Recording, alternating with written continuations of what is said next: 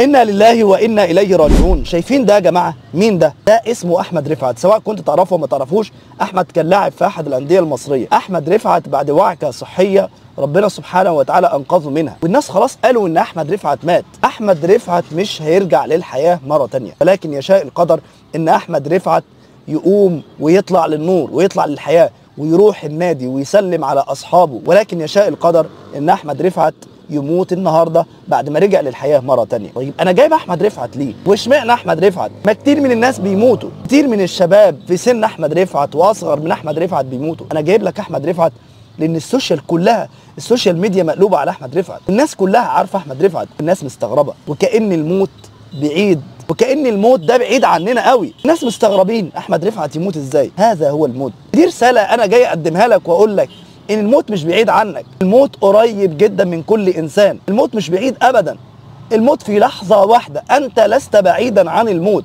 اينما تكونوا يدرككم الموت ولو كنتم في بروج مشيده. انت مهما عشت في الحياه دي هتموت، يعني هتموت. انت مهما تجولت وجمعت من الاموال وجمعت وعملت ايه، ان شاء الله بنيت قصور، ان شاء الله اي حاجه عملتها هتموت، وهو ده مصيرك. كل من عليها فان ويبقى وجه ربك ذو الجلال والإكرام. يا جماعة الموت قريب جدا، الموت قريب مننا، فإحنا عملنا إيه للموت؟ إحنا قدمنا إيه للموت؟ إحنا عملنا إيه؟ إحنا هل يا ترى بنقدم لليوم ده؟ أحمد رفعت هو غيره من الشباب اللي بيموتوا كتير جدا. أحمد رفعت هل الشهرة نفعته؟ للأسف الشديد، يعني نسأل الله أن يرحمه وأن يغفر له، لكن الشهرة ما بتعملش، ولا الكورة بتعمل، ولا الفلوس بتعمل، ولا أي حاجة بتعمل. ولكن يا جماعة مش هيقدم لك أي شيء إلا عملك الصالح. مهما كنت مشهور، مهما كان معاك فلوس، مهما كنت من مين، مهما كنت من عيلة مين، هتموت، هذا هو مصيرك. فالليل مهما طال لابد من طلوع الفجر، والعمر مهما طال لابد من دخول القبر. هي دي العظة بقى والعبرة. هارون الرشيد، شوف بقى المثال ده عشان تعرف قد إيه إنه مفيش بقى كبير على الموت، مفيش كبير على الموت مهما كان. هارون الرشيد كان يعني رجل يملك عدد جنوده لا يعلم عدد جنوده إلا الله، جيش كبير قوي جدا، وقصور ومتاع وأموال، يعني كل ما تشتهيه الأنفس. وهو في سكرات الموت يقول لهم إيه؟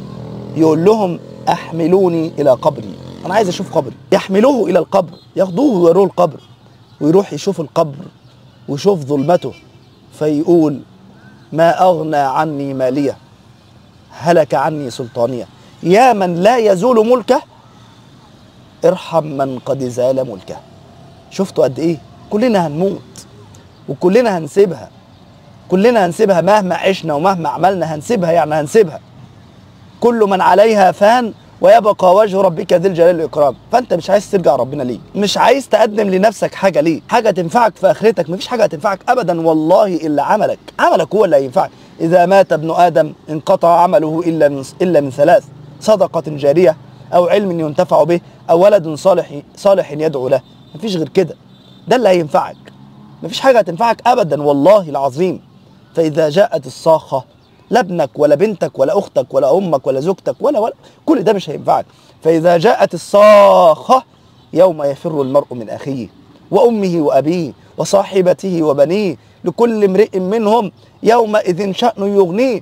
كل واحد هيدور على نفسه، كل واحد هيدور على مصلحته، كل واحد هيدور على مصيره، كل واحد هيشوف هو يدخل الجنة ولا يدخل النار. مفيش حد هيسأل عنك، مفيش حد هيسأل فيك، كل واحد نفسي.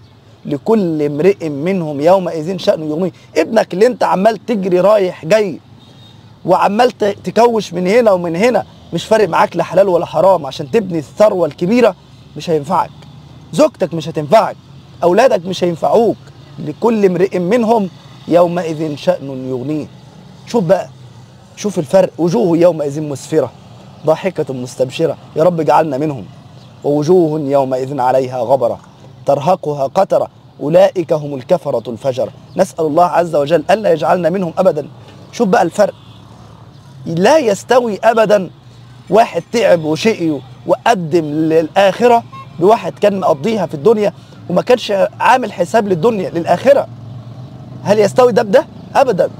هل يستوي اللي كان بيعمل الخير باللي بيعمل الشر؟ أبدا.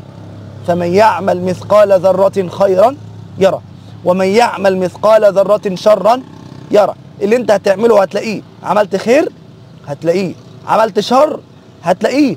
اعمل قبل بقى خلاص ما يفوت الاوان وترجع تقول يا ريتني رب ارجعون لعلي اعمل صالحا فيما تركت. رجعوني للدنيا عشان اقدم اي حاجه لحياتي، رجعوني للدنيا عشان اقدم اي حاجه، ولكن خلاص فات الاوان. كلا انها كلمه هو قائلها ومن ورائهم برزخ الى يوم يبعثون. فاذا نفخ في الصور فلا انساب بينهم يومئذ ولا يتساءلون. فمن ثقلت موازينه فاولئك هم المفلحون ومن خفت موازينه فاولئك الذين خسروا انفسهم في جهنم خالدون تلفح وجوههم النار وهم فيها كالحون. شفتوا قد ايه يا جماعه؟ لازم تقدم لنفسك، قدم لنفسك قبل فوات الاوان. النبي عليه الصلاه والسلام يعدي على قبر ويقول لهم اتدرون ان هذا ركعتان له خير له من الدنيا وما فيها؟ ركعتين في الوقت ده للشخص الميت في قبره ده احب اليه من الدنيا كلها وما فيها. فانت قبل فوات الاوان وقبل ما تقول بقى رب ارجعون، قدامك الفرصه اهو، قدامك الفرصه انك ترجع لربنا سبحانه وتعالى وتقدم لنفسك وتقدم لهذا اليوم، عشان لما تلاقي ربنا سبحانه وتعالى وتشوف ربنا وانت قدمت الخير كله. فالموت مش بعيد. نسأل الله عز وجل أن يرحم موتانا وموتى المسلمين. اللهم آمين يا رب العالمين.